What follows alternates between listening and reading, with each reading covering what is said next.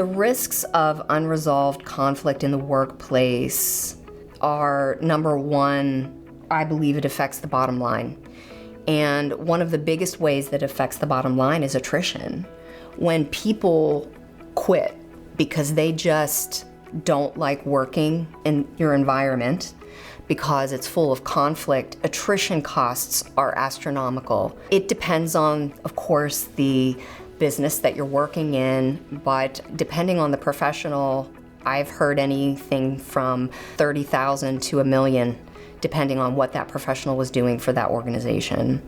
And so attrition costs are very high. The costs of absenteeism, when people just don't want to come into work, that costs businesses money. And then we see more subtle things. So when we've got conflict in the workplace, we have fundamentally usually a lack of psychological safety. When we have a lack of psychological safety, we generally see that people do not feel safe enough to innovate, to be creative. That's a nuance that's often overlooked. And then we think about lack of efficiency.